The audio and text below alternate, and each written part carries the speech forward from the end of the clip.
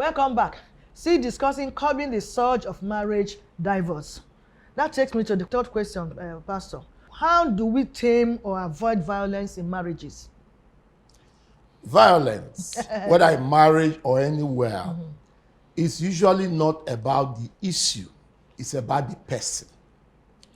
That's what I think. And if you look around us, you see that it's like people are carrying very short fuses now. Every little thing leads to a violent response. So if we want to curb violence in marriages, it is not the issues, it's the persons involved that we should work on. People should learn to understand that no matter what the issue is, there is solution with God. Because when people become agitated, they are bottling a lot of things, and you see that when they now explode, you see it's beyond the issue at hand. It becomes all-encompassing. That's one. Number two, if we want to curb violence, we must open the channels of communication. Right. Communication does a lot to diffuse tension. Exactly. When people are involved in a situation and they don't talk about it, the tension will build and it will come to some kind of crescendo and there is an explosion. Those explosions are what results in violence. Because the man who is beating his wife or the woman who is beating her husband, because I know that there are women who beat up their husband, though the husband will not be able to say it. But people who beat up their spouses, if you look at the trigger for the particular violent assault, you discover that it's usually nothing.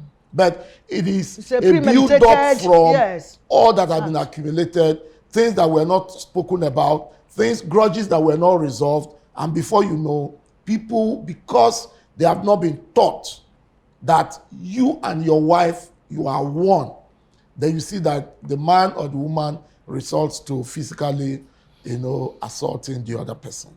If we understand what the Word of God says, the Word of God says that when you get married, the two of you become one. Ephesians chapter 5 says clearly that no one will hate himself, that everyone will nourish himself. That's Bible talking to the man. That's why personally, I consider any man that beats up his wife as a madman.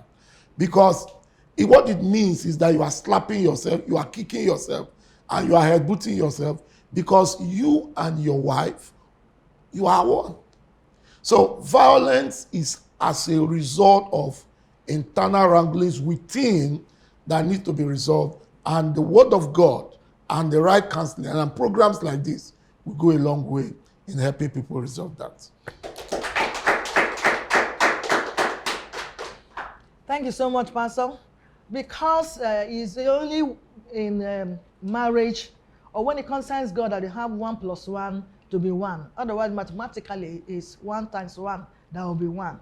And so for that reason, we should always remember that your husband is you as a woman and your wife is you as a man. I always say you cannot hit yourself when you make mistakes. So why will you hit your wife? Why will you hit your husband if she makes mistake? I've not seen somebody with a rightful sense that slap himself so I make mistakes, so let me hit myself. So if you cannot do that, why will you not tolerate your spouse if she or he makes mistake? The offense must surely come. There's no doubt about that. Even the Bible says so. But how do you manage these offenses where the problem lies? Any man that hits his wife really is a madman. You need to go to psychiatric. Or any woman that hits the husband, go to psychiatric for proper check. It's not supposed to be. Marriage as God instituted it is meant to be blissful. It's meant to be enjoyed, not to be endured. So please try and make your marriage to work. Discuss. Table things. Don't hide it under the table. Discuss it. Let there be flow communication in your marriage.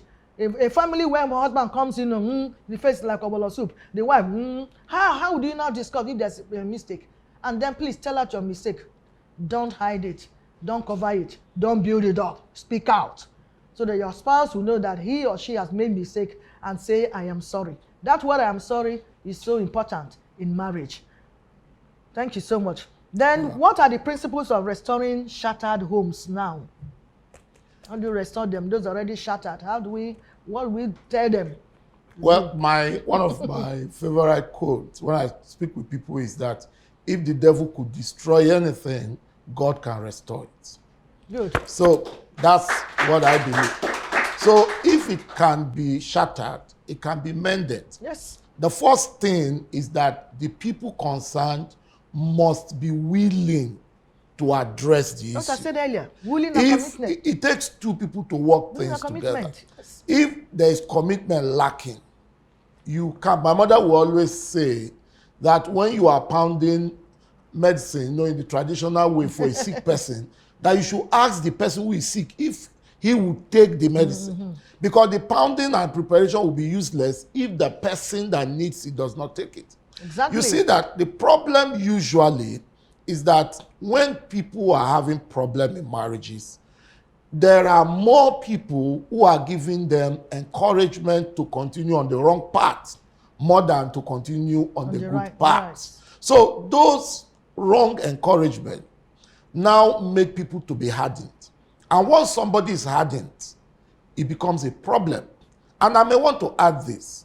Many times when you see people talking about divorce, it is because many times they have their eyes somewhere else. That's why you see that the moment they are stepping away from one arrangement, they are already entering into another arrangement. Yes. And that makes it difficult for them to want to address the issue because they were not living because of the issues they were talking about. They left because they have their eyes somewhere else. So that commitment has to be there. And in adding to that, we must help ourselves by having people that can hold us accountable. I think that's what is missing in this generation. There is so much loneliness, so much I can handle it myself phenomenon that you see young people, you see people of different age group, there is nobody in their lives that can call them to order. That's very important. If you, even in the midst of the pastors, we usually say that any pastor that does not have a pastor will get into trouble. Oh. Because no matter who you are, there should be somebody speaking into your life.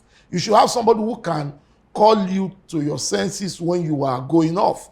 And when that is lacking, you see, it's difficult to have a common ground. One of the ways as a pastor to resolve issues between people is you must have the respect of the people involved to say, okay, sit down, let's talk about this. But when that is lacking, it becomes a problem. So the people must be willing, and they have to have a support base, either from family or from the church or from society, that we encourage them to get back. And lastly, let me say that it is usually not easy to amend a broken thing. So you need patience to try to make it work. We need to say, okay, I am determined to make it work. So you might try and you might not be getting commensurate result, but you have to stick in there and decide that this marriage will work, and you keep throwing in your effort. And if you stay at it, you will succeed. God bless you. Thank you so much. Like you mentioned, most of the problem is, I know it all, number one. I am the one that is right, number two. And number three is the society at large. Mind your business. Does it concern you? This is my business. This is my affair. It doesn't concern you. And that is why sometimes, even if you know something to say, you say, let me mind my business. It does not really concern you. But when I'm saying here, no, you can meet people. If you cannot resolve between yourself and your husband, I have been 34 years in this marriage that I'm talking about. And people have not judged me and my husband. I think we need to clap to that. That's commendable. That does not mean that he did not offend me or that I did not offend him. Or that there wouldn't have been reason for me to say this marriage is going to end. Because we are humans. Even identical twins, they offend themselves. They have their differences. And so if you understand that there's no way you can bring somebody from different tribe now, even from the same tribe, as long as the person is raised from a different background, there must be some misunderstanding. You will not align everything. All you need to do is tolerance. But that is what is lacking. Tolerate each other. And you see, your marriage will be okay. Where I don't always, again, that violence you mentioned before, if you enter the issue of battling, beating all the time, my dear, separate for a while and give your husband a chance. Maybe you come back to his senses. Or separate for a while and give your wife a chance. Maybe she will come back to her senses. Because we have lost a lot of women because of this, battering and domestic violence and beating. My prayer, anyway, is that you will do well in your marriage. As I'm counting, I want everybody to count in your marriage, and God will be with you. We'll take a break now. Vivid View. Say and do it.